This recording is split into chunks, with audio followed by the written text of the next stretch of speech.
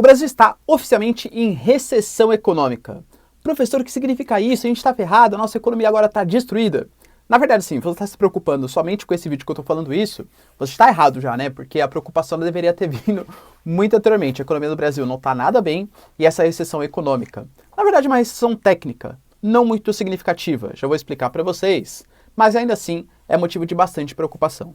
Se você quer entender por que o Brasil entrou em recessão e quais são as motivações, o resultado do PIB que significou essa recessão técnica, já se inscreve no canal, deixa seu like e compartilha esse vídeo, que eu, Ricardo, conto muito com a sua ajuda para continuar falando de geografia, geopolítica, enfim, outros temas bastante atuais. Não esquece também, galera, plataforma completinha de Geografia e Atualidades, link para vocês aqui na descrição. Belezinha? Então vamos lá. Ó. O que significa o Brasil ter entrado em recessão? Parece pior do que de fato é, tá? Se a gente for fazer uma análise bem conjuntural dos fatos. Recessão técnica significa quando, durante 2 trimestres consecutivos, o PIB ele fica negativo. E o Brasil apresentou, segundo a revisão que foi feita, né, menos 0,4% do PIB no trimestre anterior, no segundo trimestre do Brasilzão, e apresentou um PIB, uma redução de 0,1% do PIB, né, nesse trimestre. Isso significa o quê? Que a gente teve 2 trimestres consecutivos de queda no nosso PIB, e isso é uma recessão técnica. Só que muito cuidado porque, muito possivelmente, o crescimento do nosso PIB ele vai ficar em torno de 4 a 5% esse ano. E talvez as previsões dizem, né, de sei lá, desde meio até 2% ano que vem. É um desempenho pífio? Com toda certeza, né? Ah, mas crescer 5 é muito bom. Pô, mas você cresceu 5 em relação ao ano passado, que é o ano de plena pandemia, onde a economia mundial despencou bastante. Então esse crescimento ele também não é muito significativo, tá? E o crescimento para o ano que vem, que promete ser de 0,5% até 2%, é péssimo. Pô, se a gente comparar o crescimento que o Brasil teve com os outros países emergentes, outros países que fazem parte do G20, os países da OCDE, o Brasil está numa situação muito complicada. Inclusive a nossa inflação é extremamente elevada, a nossa bolsa de valores é uma das que mais perde valor no mundo, né? Então, eu sei que tem muita gente que associa a inflação, desemprego e tal, isso é por conta da pandemia. E de fato, um dos principais fatores é a pandemia, né? Isso afetou o mundo inteiro. Mas a gente não pode ignorar que o Brasil está dentro de um contexto internacional em que o Brasil está mal, os outros países estão mal, mas o Brasil está pior, tá? Dados como inflação, de novo, né, bolsa de valores, desemprego, o Brasil está numa situação bastante complicada. Esse último PIB que mostrou pra gente agora, né, ele veio para baixo, né, ele veio negativo por quê? Muito por conta da agropecuária, do setor primário. Nos últimos trimestres, o que vinha sustentando o PIB brasileiro um pouquinho positivo, né, um pouco mais significativo, era o nosso setor de exportação, nosso setor de commodities, setor primário. Por quê? A nossa moeda está muito desvalorizada. Tendo a nossa moeda muito desvalorizada, os produtos brasileiros ficam muito competitivos. O nosso minério, o nosso café, a nossa cana, a nossa soja, o nosso gado, enfim, tudo fica extremamente barato. Imagina o cara vem com dólar, comprar aqui no Brasil, galera, convenhamos, comprar em real é praticamente uma liquidação. Então o Brasil começou a exportar muito e isso fez com que o nosso PIB no setor primário aumentasse bastante. Aliás, é um processo que vem acontecendo ano após ano de uma reprimarização da economia brasileira. Não atualmente, isso vem desde a década de 80. O Brasil deixou de ter uma política industrial, uma política de setor secundário para voltar a depender da exportação de café, petróleo, soja e por aí vai, tá? E nesse trimestre, a nossa agropecuária sentiu bastante. Por quê? Primeiro, a nossa principal pauta de exportação com certeza é a soja. A soja é o carro-chefe da nossa agricultura. Mais ou menos, pessoal, de 30% a 35% de tudo que o Brasil ganha exportando produtos agropecuários vem da soja, ou seja, é 1/3 das nossas exportações. E a soja, até pela época de colheita, ela é muito mais forte no primeiro semestre. Então o segundo semestre já tende a apresentar resultados um pouco mais baixos, já que a gente não exporta tanta soja.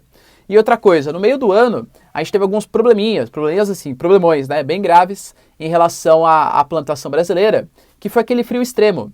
Então, falta de chuvas, frio extremo, a geada negra, né, que é quando congela a parte interna da vegetação, fez com que algumas plantações de café, de arroz, até mesmo trigo, né, um pouquinho no sul do país, fossem contaminadas, fossem perdidas. Isso dificulta a produção, isso reduz o nosso PIB. Então, algumas dificuldades conjunturais climáticas pela seca e pelo frio. E o primeiro semestre normalmente ser mais forte mesmo, porque é quando a gente de fato exporta mais soja, foram os principais fatores que geraram essa queda, essa redução, na verdade, redução do crescimento do PIB no setor primário. Setor secundário se mostrou estável e o setor terciário, que é o setor de serviços, isso é um bom sinal, né? Isso mostra um aquecimento um pouquinho maior da economia, está voltando a ficar um pouco mais produtivo. Muito possivelmente nesse último trimestre, que é a época de consumo mesmo, né? A gente tem Black Friday, tem o Natal, o Ano Novo, que as pessoas voltam a gastar um pouco mais. O setor de serviços tende a dar uma recuperada maior. Mas os economistas já preveem que isso é um mau sinal, digamos assim, para 2022. Porque estruturalmente o Brasil, ele apresenta 3 grandes pilares que dificultam uma recuperada da nossa economia, a saída dessa recessão técnica. Que de fato, no 4º trimestre o Brasil já tende a crescer novamente, já tende a sair dessa recessão técnica. Mas essa crise econômica que a gente vem passando, né? Que é a questão da alta do dólar. Cara, convenhamos, ano que vem é ano eleitoral e a gente vai ter brigas políticas, vai ter congresso, vai ter judiciário, os problemas estruturais brasileiros, de gargalos econômicos em relação à infraestrutura, à comunicação, transporte, carga tributária, enfim. Nada disso tende a se resolver, então os investidores não tendem a voltar para o Brasil, convenhamos. Mesmo o Brasil aumentando a taxa de juros, isso não está tornando o Brasil tão mais atrativo assim, até porque os Estados Unidos também tendem a aumentar a sua taxa de juros. Então os investidores preferem deixar seus dólares lá fora, desvalorizando o preço do nosso real. A inflação que está muito associado à energia, à crise hídrica, ao aumento do preço do dólar, à falta de produtividade também, talvez se chover um pouco mais, resolva um pouco a questão energética, o preço dos combustíveis, né, extremamente exagerado, talvez isso tende a dar uma acalmada na inflação. Mas também não vejo isso no cenário a curto prazo. A época da eleição também, né, enfim, todo esse ruído político que tende a ser gerado. E a questão do próprio desemprego. Por mais que o Brasil tenha apresentado uma queda do desemprego recentemente, os últimos dados, né? Mas ainda assim é um desemprego muito alto e a gente tem que saber de qual desemprego que a gente está falando, qual emprego que está sendo criado. O emprego que vem sendo criado no Brasil é um emprego de má qualidade. A média salarial do brasileiro, ela vem caindo consequentemente nos últimos trimestres. Então o Brasil, ele vem criando mais empregos, mas empregos que pagam cada vez menos. Empregos informais, empregos sem nenhum tipo de garantia, que o cara não paga imposto, o cara não tem 13º, papapá, né? Enfim, dificulta a arrecadação de INSS, dinheiro até mesmo para o Estado, um trabalhador mais formal. Então, é um emprego que está sendo criado, mas é um trabalho de má qualidade, o que também dificulta a recuperada do crescimento econômico. Então, esses 3 desafios, que é o desemprego alto, tá? Mais que tem queda, a má qualidade do emprego, a inflação e o aumento do preço do dólar somado a ruídos políticos de 2022, é Lula, é Bolsonaro, é Moro, sei lá. Cara, de verdade, 2022 não tende a ser um ano muito confortável. Inclusive a Bolsa, que mostra, geralmente, a expectativa dos investidores para o futuro brasileiro, está mostrando uma Bolsa, assim, que está caindo 10, 20, 30% até, depende, né, de qual ação a gente está falando, mas o índice Bovespa como um todo também está apresentando uma queda. Enquanto os norte-americanos estão em máximas históricas, bolsas do mundo crescendo, por quê? Porque a confiança no Brasil não tá legal, os investidores não veem o Brasil com bons olhos.